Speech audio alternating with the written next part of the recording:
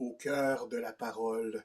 Mon nom est Benoît Voyer. C'est aujourd'hui le deuxième dimanche de l'Avent de l'année liturgique B. On s'en va comme ça, tout bonnement, jusqu'à Noël.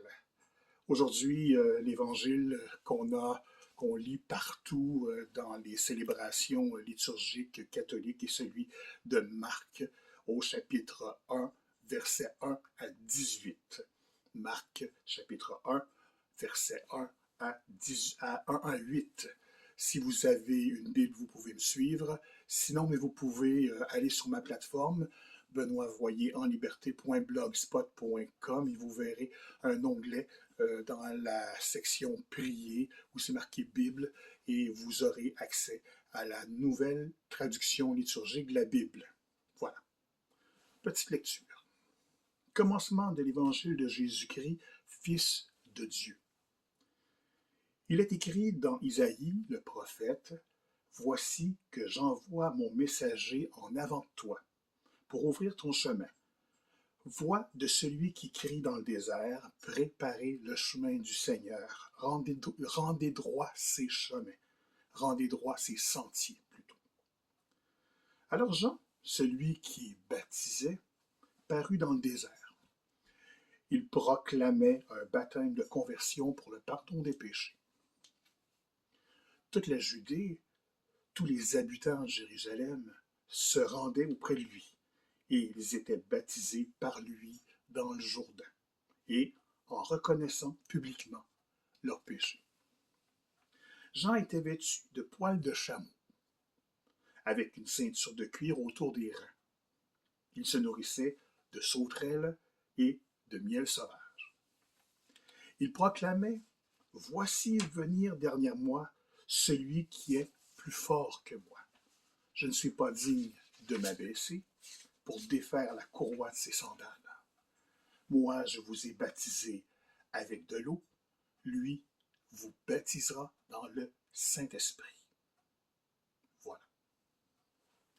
Mon commentaire. Voici les notes que j'ai écrites à la suite de cette lecture. Il m'a fallu un peu méditer avant d'arriver à ces quelques lignes. Marc débute son évangile comme s'il était une suite normale du livre d'Isaïe. Il nous présente Jean comme étant le prophète attendu, l'annonciateur. En revanche, et c'est ma pauvre opinion, il ne semble pas être si attendu que ça, parce que il crie dans le désert. Vous savez c'est quoi, crier dans le désert? S'il vivait au Canada, on dirait qu'il crie au cœur d'une tempête de neige dans la bourrasque. Le message de Jean est simple, mais très engageant. Il appelle chacun à changer. Avec l'eau, il lave et purifie. Il fait entrer chacun dans une vie nouvelle. C'est ce qu'on appelle le baptême. Et puis Marc nous présente Jean comme étant quelqu'un d'assez original. Je le cite. Il était vêtu de poils de chameau avec une ceinture de cuir autour des reins. Il se nourrissait de sauterelles et de miel sauvage. On peut dire que c'est une personne qui vivait la simplicité volontaire bien avant son époque. Jésus, plutôt Jean, se contentait de l'essentiel. Son cri dans le désert, même s'il était compris par plusieurs, attirait tout de même bien des gens. Jean avait une certaine popularité. Il aurait pu s'enorgueillir de cela. Au contraire, il est resté humble. Celui qui arrive, dit-il, je ne suis pas digne de m'abaisser pour défaire la courroie de ses sandales. Jean nous livre toute une leçon de vie. Celui ou celle qui conduit son prochain à la lumière, à Dieu ou à Jésus, est appelé à se revêtir d'humilité. L'important n'est pas son pauvre ego, mais celui qui vient transformer le cœur par le feu de l'Esprit.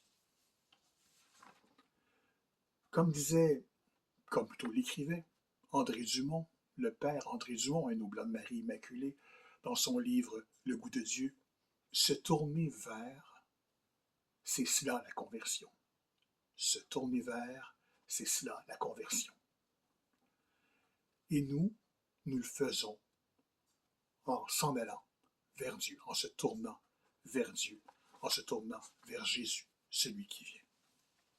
Voilà, c'est la pauvre réflexion d'un catholique du dimanche.